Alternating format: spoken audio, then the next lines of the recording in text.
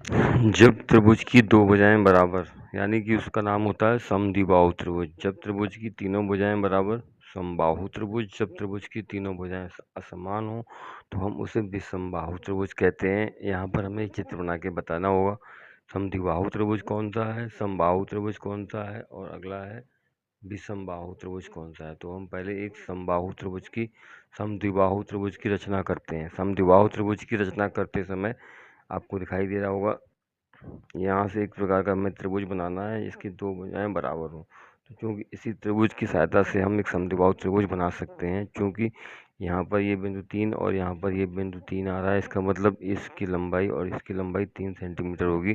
तो पहले हम ऊपर की दो भुजाओं की रचना कर लेते हैं। यहाँ से यह जो त्रिभुज बना हुआ है इसका नाम हम दे देते हैं ए बी और सी। आपको जैसे कि ज्ञात होगा, यहाँ पर भुजा ए बी और ए सी इन दोनों का मान 3 सेंटीमीटर है। तो यह जो त्रिभुज है ये आपका कैसा त्रिभुज है, समद्विबाहु त्रिभुज। अब आता है समबाहु त्रिभुज।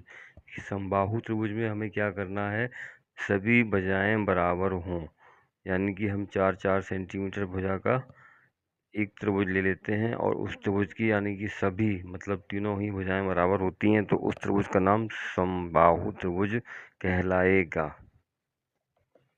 दिया गया चित्र त्रिभुज ए बी सी, इसकी तीनों भुजाएं 4 सेंटीमीटर हैं, क्योंकि पहली, दूसरी और तीसरी यानी ए बी, बी सी और सी ए तीनों भुजाओं का मान 4 सेंटीमीटर है। तो यह त्रिभुज हमारा समबाहु त्रिभुज कहलाएगा, क्योंकि इसकी तीनों भुजाएं बराबर होती हैं। तो भुजाओं के आधार पर बताया था त्रिभुज 3 प्रकार के होते हैं।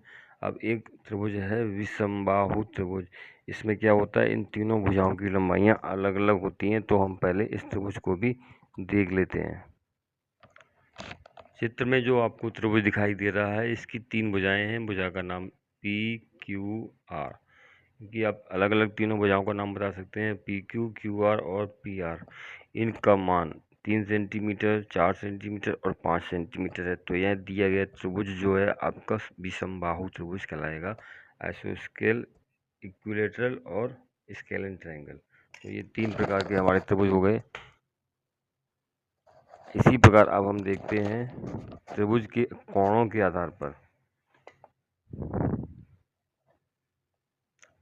त्रिभुज के कोणों के आधार पर सबसे पहला तो प्रश्न आता है कि त्रिभुज के कोण, तीनों जो कोण होते हैं इनका योग कितना होता है। त्रिभुज के तीनों अंतः कोणों का योग 180 अंश होता है। यहाँ पर एक त्रिभुज भी दिया गया है और इसके 3 कोण भी दिए गए हैं। देखिए कितना मान है इनका, 90, 55 और 35। अगर हम इनका योग करते हैं तो ये हमारा योग एक फल 180 अंश प्राप्त होता है। इससे सिद्ध होता है कि इस त्रिभुज के लिए तीनों कोणों का योग 180 अंश होता है। अब इसी प्रकार कुछ अन्य चित्र भी दिए गए हैं, इनके भी कोणों के माप याद करते हैं और देखते हैं क्या सभी त्रिभुजों के लिए कोणों का योग, उनके अंतर कोणों का योग 180 अंश होता है। तो हम पहले त्रिभुज के लिए उसके तीनों कोण आ, बा और सा, इनका मान ज्ञात करके यहाँ योग करके देखते हैं। इसी प्रकार दूसरा त्रिभुज है, इसका भी मान ज्ञात करके हमें यहाँ भी योग करके देखना है। और तीसरा जो त्रिभुज है इसके भी कोणों का मान ज्ञात करने के बाद इनका योग ज्ञात करना है। और अगर सबका मान 80 अंश होता है तो यह बात सिद्ध हो जाती है कि किसी भी त्रिभुज के तीनों अंतः कोणों का योग 180 अंश होता है।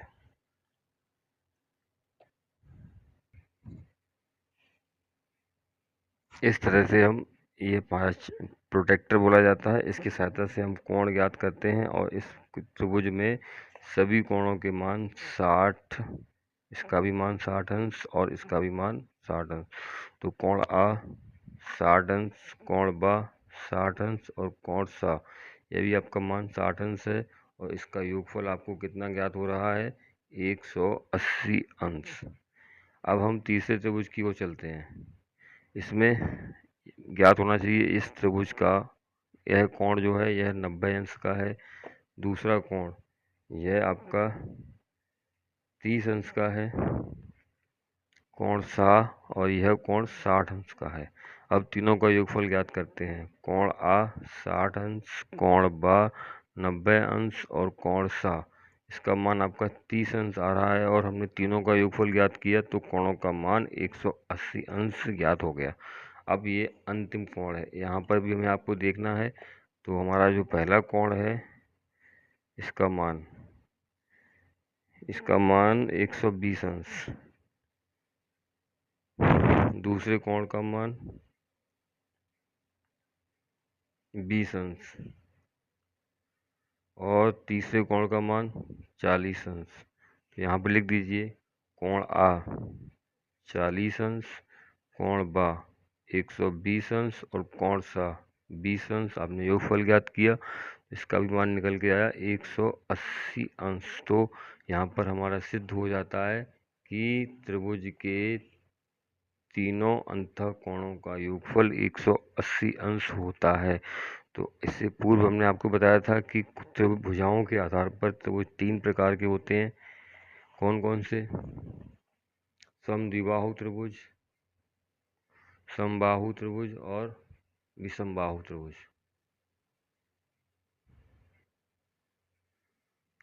अब इसी प्रकार कोणों के आधार पर भी हमें बताना होगा। त्रिभुज 3 प्रकार के होते हैं। पहला होता है समकोण त्रिभुज, न्यून कोण त्रिभुज, दूसरा समकोण त्रिभुज और तीसरा अधिक कोण त्रिभुज। सबसे पहले हमने जो देखा था त्रिभुज के तीनों कोणों का योग 180 अंश होता है। अब इस आधार पर हमें एक क्विज भी, प्रश्न उत्तर भी हमसे पूछे जा सकते हैं। जैसे कि एक त्रिभुज दिया गया है आवासा और इसमें दो कोण दिए गए हैं। एक कोण का मान है 60 अंश, दूसरे का मान 60 अंश, तीसरे कोण का मान कितना है ये हमको बताना है। तो देखिए यहाँ पर बगल में आपको हल करने की प्रक्रिया भी बताई गई है। क्योंकि हम जानते हैं कोण आ, बा और सा तीनों का योग 180 अंश होता है। अतः 60, 60 और 60 180 अंश में से इन दोनों कोणों के योग को हम घटा देते हैं तो पता लगता है हमें तीसरे कोण का मान ज्ञात हो जाता है। जैसे यहाँ पर आप देख रहे हैं कोण आ 40, कोण बा पता नहीं और कोण सा 30 अंश। तो हमें क्या लिखना होगा? कोण आ, कोण बा और कोण सा, इन तीनों का योगफल कितना आना है? 180 अंश। अब हमें कोण आ का मान मालूम है 40 अंश, कोण बा का मान नहीं मालूम है, कोण बा लिख दीजिए, और कोण सा का मान मालूम है 30 अंश और योगफल 180 अंश। अब हमें कोण बा का मान ज्ञात करने के लिए 180 अंश में से 40 और 30 यानी कि 70 अंश घटा देना है। तो कोण बा का मान निकल के आता है 110 अंश। ये हमारा हो गया आंसर। इसी प्रकार अन्य चित्र में भी आप देख सकते हैं, इसमें भी आपको दो कोण दिए गए हैं। कोण आ का मान 60 अंश, कोण बा का मान ज्ञात करना है, कोण सा का मान 30 अंश। तो आपको क्या करना है? कोण 60, कोण बा और कोण 30 अंश, मान 180 अंश। कोण बा का मान ज्ञात करना है तो 60 और 30 90, 180 अंश में से आपको 90 घटा देने हैं। तो यहाँ पर आपका मान निकल के आता है 90 अंश। अन्य चित्र में भी कोण आ मालूम नहीं, कोण बा 90 अंश, कोण सा 35 अंश। तो लिख दीजिए यहाँ पर कोण आ धन कोण बा यानी कि 90 अंश और कोण सा 35 अंश, योगफल 180 अंश। मान ज्ञात करना था तो कोण आ बराबर निकल के आएगा 9 और 3 12, 125 यानी 180 अंश में से आपको 125 अंश घटाना है। यहाँ से आपको मान मिलता है 55 डिग्री। तो कोण आ का मान कितना निकल के आता है? 55 अंश।